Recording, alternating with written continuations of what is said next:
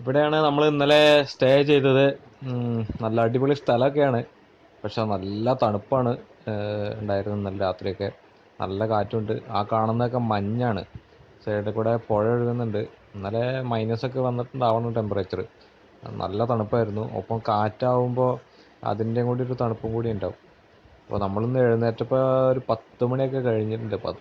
രാവിലെ എഴുന്നേറ്റു, ടെൻറ്റ് തുറന്നപ്പോൾ ഭയങ്കര തണുപ്പ്. വീണ്ടും ടെൻറ്റ് അടച്ച് കിടന്നുറങ്ങി. 10 മണിയൊക്കെ ആയപ്പോഴാണ് എഴുന്നേറ്റ്. നമ്മളൊരു 10 മണിയൊക്കെ കഴിഞ്ഞപ്പോൾ എഴുന്നേൽക്കുന്ന ഒരു ബ്രോ ഒന്ന് വിളിച്ചിട്ടാണ്. മലയാളിയാണ് പുള്ളി.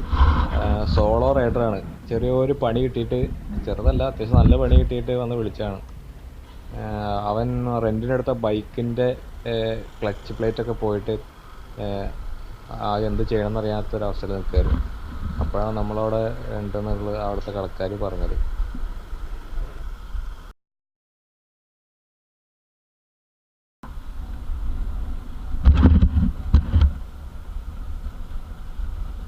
ഇതിപ്പോൾ വേറെ ഒരു 3 ബ്രോസിനെ അതിൻ്റെ ഇടയിൽ കിട്ടിയതാണ്.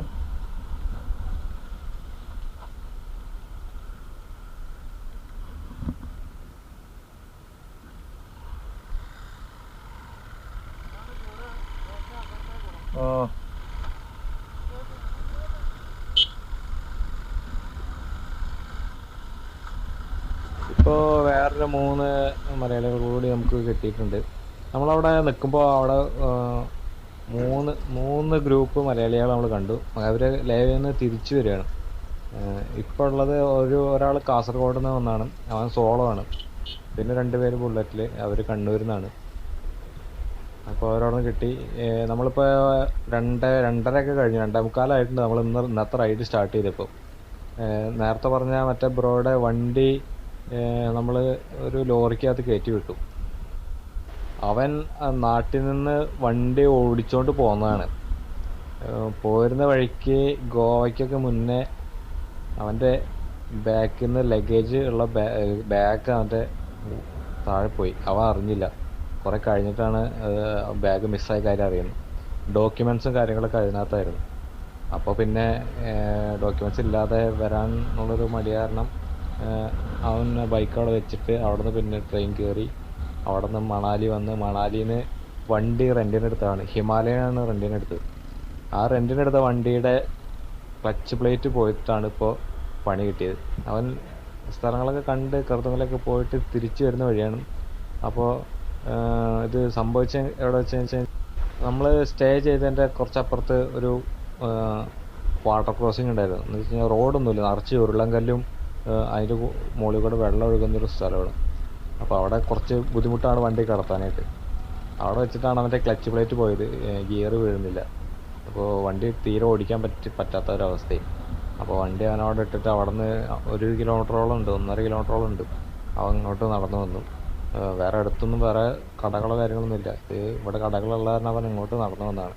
അപ്പോൾ ഇവിടെ വന്നിട്ട് ഇങ്ങനെ കടക്കാരുടെ അടുത്ത് ഹെൽപ്പ് ചോദിച്ചപ്പോഴാണ് പറഞ്ഞത് മലയാളികളോട് 2 പേര് ടെൻ്റ് അടിച്ചിട്ട് പറഞ്ഞിട്ടാണ് ഞങ്ങളെ വന്ന് വിളിക്കുന്നത്. അപ്പോൾ ഞങ്ങൾ വന്ന് ലോറിക്കാരൊക്കെ കൈ കാണിച്ച് നിർത്തി. ഓരോരുത്തരും 5000 6000ഒക്കെയാണ് ഇവിടെ നിന്ന് വണ്ടി കീലോങ് വരെ എത്തിക്കാൻ ചോദിക്കുന്നത്. എന്ന് വെച്ച് കഴിഞ്ഞാൽ വണ്ടി ഇനി അവിടെ കീലോങ്ങിൽ എത്തിച്ചാലാണ് അത് നേരാക്കാൻ പറ്റുള്ളൂ. അപ്പോൾ പിന്നെ നമ്മൾ കുറേ വേറെ കുറേ വണ്ടികളൊക്കെ നിർത്തി ചോദിച്ച് അവസാനം 1500 രൂപയ്ക്ക് ഒരു ടീം കൊണ്ടുപോകാമെന്ന് പറഞ്ഞു. അങ്ങനെ അവരുടെ ലോറിയിലേക്ക് തള്ളി കയറ്റി എല്ലാവരും കൂടി ഇപ്പോൾ ഉള്ള നമ്മളൊപ്പം ഉള്ള 3 പേരും വേറെ എവിടെയെങ്കിലൊക്കെ ആൾക്കാരെ കൂടിയിട്ട് തള്ളി കയറ്റി അവനെ കയറ്റി വിട്ടു. അപ്പോൾ ഇങ്ങനത്തെ ചില അനുഭവങ്ങളും ഓരോ റൈഡേഴ്സിനും കിട്ടുന്നുള്ളതിൻ്റെ ഒരു ഇതാണിത്. സംഭവം ആ കാര്യങ്ങളൊക്കെ നടക്കുന്നതിൽ അതൊന്നും വീഡിയോ എടുക്കാനുള്ളൊരു ഇത് മൈൻഡിലേക്ക് പോയില്ല. അത് കാരണം അതിൻ്റെ വീഡിയോസൊന്നും ഇല്ല. അപ്പോൾ അങ്ങനെ അവനൊക്കെ ഹെൽപ്പ് ചെയ്ത് നമ്മൾ സമയമൊക്കെ നോക്കിയപ്പോൾ ഏകദേശം 1 മണിയൊക്കെ കഴിഞ്ഞു. പിന്നെ അവിടെ നിന്ന് തന്നെ ഭക്ഷണം കഴിച്ച് നമ്മൾ ഇന്നത്തെ റൈഡ് സ്റ്റാർട്ട് ചെയ്തപ്പോഴത്തേനും 2:45 സമയം ഇത്ര ആയതുകൊണ്ട് ഇനി ഇവിടുന്ന് ലേ എത്തുക എന്നുള്ളത് കുറച്ച് ബുദ്ധിമുട്ടുള്ള കാര്യമാണ്. നമ്മൾ ഒരു ഏകദേശം 9 മണി 10 മണിയൊക്കെ ആകും ലേ എത്തുമ്പോൾ. ആ സമയം ആവുന്നതല്ല പ്രശ്നം. ഈ റോഡിൽ ഇനി 2-3 ഹൈ ഓൾട്ടിറ്റ്യൂഡ് സ്ഥലങ്ങളുണ്ട്. തങ്ങലങ്ങല, ചങ്ങല, ലച്ചുങ്ങല എന്നൊക്കെ പറഞ്ഞിട്ട് 2-3 ഹൈ ഓൾട്ടിറ്റ്യൂഡ് സ്ഥലങ്ങളുണ്ട്. 18,000 അടി, 16,000 അടി, 18,000 അടി, അങ്ങനെ അത്ര ഹൈ ആൾട്ടിറ്റ്യൂഡിലുള്ള സ്ഥലങ്ങളാണ്. അപ്പോൾ അവിടെയൊക്കെ എന്തെങ്കിലും പ്രശ്നം ഉണ്ടായി കഴിഞ്ഞാൽ പിന്നെ നമുക്ക് ഹെൽപ്പ് കിട്ടുകയാണെങ്കിൽ രാത്രിയിൽ ബുദ്ധിമുട്ടാവും. അപ്പോൾ അതുകൊണ്ട് രാത്രി റിസ്ക് എടുക്കാനുള്ള ഒന്ന് മണ്ടത്തരമാണ്. നമുക്ക് ആവേശമാവാം, അത് ഈ പർവ്വതങ്ങളോടൊന്നും ആവാൻ പാടില്ല എന്ന് ആരൊക്കെയോ പറഞ്ഞു കേട്ടിട്ടുണ്ട്. അപ്പം നമ്മളെന്തായാലും ഇവിടെ നിന്ന് അടുത്ത ഡെസ്റ്റിനേഷൻ സർച്ചു എന്ന സ്ഥലമാണ്. അത് ഇവിടെ നിന്ന് 30 കിലോമീറ്ററേ ഉള്ളൂ. നമ്മളിവിടെ നിന്ന് 2 മണിക്കൂർ 3 മണിക്കൂർ 3 മണിക്കൂർ വേണ്ട, 2 മണിക്കൂറൊക്കെ റൈഡ് ചെയ്ത് അവിടെ എത്തും. റോഡ് കുറേ ദൂരം ഇതുപോലെ ഓഫ് റോഡാണ് എന്നാണ് അറിയാൻ കഴിഞ്ഞത്. അപ്പോൾ എന്തായാലും ഒരു 2 മണിക്കൂർ പിടിക്കും. അപ്പോൾ അവിടെ എത്തിയിട്ട് അവിടെ താമസിക്കാം എന്നുള്ള ഇത് രീതിയിലാണ്. അല്ലെങ്കിൽ പിന്നെ അത് കഴിഞ്ഞാൽ പിന്നെയുള്ള പാങ് എന്ന് പറഞ്ഞ സ്ഥലമാണ്. അവിടുത്തെ ഓൾട്ടിറ്റ്യൂഡ് എന്ന് വെച്ചാൽ 16,000 അടിയാണ്. സർച്ചുവിലെ 13,000 അടിയാണ്. ഈ 16,000 അടി ഓൾട്ടിറ്റ്യൂഡിൽ സ്റ്റേ ചെയ്യുന്ന അത്ര സേഫ് അല്ല. അപ്പോൾ നമ്മളെന്തായാലും സർച്ചുവിൽ നിന്ന് സ്റ്റേ ചെയ്യാം എന്ന് വിചാരിച്ചിട്ടാണ് ഇന്നത്തെ ഈ റൈഡ് സ്റ്റാർട്ട് ചെയ്തേക്കുന്നത്. അല്ലെങ്കിൽ പിന്നെ നേരെ ലേ പിടിക്കണം. പാങ്ങിൽ സ്റ്റേ ചെയ്യാന്ന് പറഞ്ഞാൽ അത്ര സേഫ് അല്ല. നിങ്ങൾക്ക് കാണാമല്ലോ, ഇപ്പം നമ്മളവിടെ റൈഡ് സ്റ്റാർട്ട് ചെയ്തോടത്ത് കുറച്ച് കടകളും കാര്യങ്ങളൊക്കെ ഉണ്ട്. അത് കഴിഞ്ഞാൽ പിന്നെയുള്ള റോഡ് ഫുള്ള് ഇതുപോലെ വിജനമാണ്. ഇടയ്ക്ക് 2-3 ലോറികളൊക്കെ വരുന്നല്ലാതെ വേറെ ആൾക്കാരോ വേറെ സംഭവങ്ങളോ ഒന്നും തന്നെ ഇല്ല. അപ്പോൾ അതുകൊണ്ടാണ് നമ്മൾ നൈറ്റ് റൈഡ് എന്തായാലും ഒഴിവാക്കാമെന്ന് വിചാരിക്കുന്നത്. ആൾട്ടിറ്റ്യൂഡിൻ്റെ പ്രശ്നങ്ങൾ ഉണ്ടാവാൻ ചാൻസ് ഉണ്ട്. രാത്രി ആയിക്കഴിഞ്ഞാൽ ടെമ്പറേച്ചർ പെട്ടെന്ന് താഴോട്ട് പോരും. ഇപ്പോൾ തന്നെ നല്ല അതികഠിനമായ തണുപ്പാണ്. നമ്മളിങ്ങനെ വെയിലൊക്കെ നല്ല വെയിലുണ്ട്, പക്ഷെ അതൊന്നും അറിയുന്നില്ല. നല്ല കഠിനമായ തണുപ്പാണ്. ഇപ്പോൾ രാത്രി ആയിക്കഴിഞ്ഞാൽ നമുക്ക് സഹിക്കാൻ പറ്റാത്ത തണുപ്പാണ്, റൈഡ് ചെയ്യാൻ പറ്റില്ല. അങ്ങനത്തെ ഒക്കെ ബുദ്ധിമുട്ടുള്ളതുകൊണ്ടാണ് നമ്മൾ നൈറ്റ് റൈഡ് എന്തെങ്കിലും ചെയ്യുന്നില്ല. നമ്മൾ ഇവിടുന്ന് സർച്ചുവിൽ സ്റ്റേ ചെയ്തിട്ട് നാളെ രാവിലെ സർച്ചുവിന് ലേ പോകാനുള്ള ഒരു പരിപാടിയിലാണ്. അപ്പോൾ ലഡാക്കിലേക്ക് സോളോ വരുന്നവരൊക്കെ ധൈര്യമായിട്ട് വരിക. നിങ്ങൾക്ക് ഇതുപോലെ എന്തെങ്കിലുമൊക്കെ പണി കിട്ടിയാലും സഹായിക്കാനായിട്ട് ഒരുപാട് ആൾക്കാർ വേറെ ഉണ്ടാവും. നമ്മൾ മണാലിയിൽ നിന്ന് പോകുന്നതിന് ശേഷം ഒരുപാട് മലയാളി റൈഡേഴ്സിനെ കണ്ടു. ഇപ്പോൾ കേരളത്തിൽ നിന്ന് ഒരുപാട് പേര് ഈ ലഡാക്ക് റൈഡ് ചെയ്യാനായിട്ട് വരുന്നുണ്ട്. അപ്പോൾ ശരിക്കും പറഞ്ഞാൽ നമുക്കൊക്കെ അതൊരു ഭയങ്കര ഹെൽപ്പാണ്.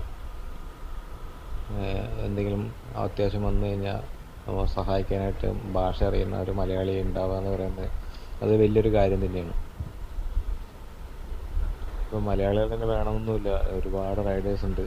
എല്ലാവരും ഹെൽപ്പ് ചെയ്യാൻ റെഡി ആയിട്ടുള്ളവരാണ്. അപ്പോൾ ഒരു പേടിയും പേടിക്കേണ്ട ആവശ്യമില്ല. ഇഷ്ടം പോലെ റൈഡേഴ്സ് ഈ റൂട്ടിൽ നമ്മൾ കാണുന്നതാണ്. അതുപോലെ തന്നെ ഏറ്റവും കൂടുതൽ ഈ വഴിയുള്ളത് ട്രക്ക് ഡ്രൈവേഴ്സാണ്. ചിലരൊക്കെ നല്ല ആൾക്കാരാണ്, ചിലർ ഈ പറഞ്ഞ പോലെ നമ്മൾ കുറേ കാശ് കൊടുക്കേണ്ടി വരും. എന്നാലും സഹായിക്കാൻ മനസ്സുള്ള ഒരുപാട് ആൾക്കാരുണ്ട്. അപ്പോൾ അതുകൊണ്ട് ധൈര്യമായിട്ട് ഒറ്റയ്ക്കൊക്കെ ഈ വഴി വരാം എന്ന് തന്നെയാണ് പറയാനുള്ളത്.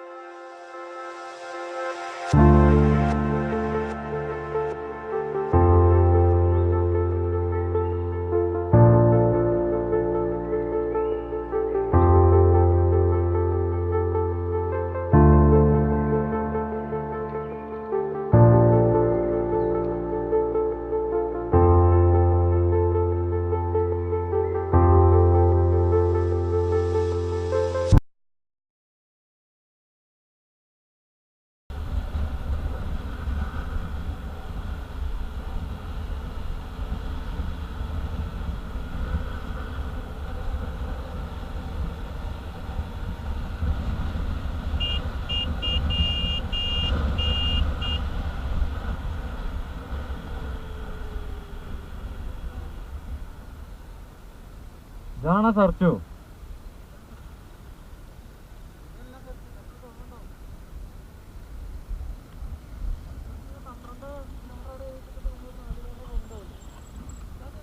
അറിയില്ല.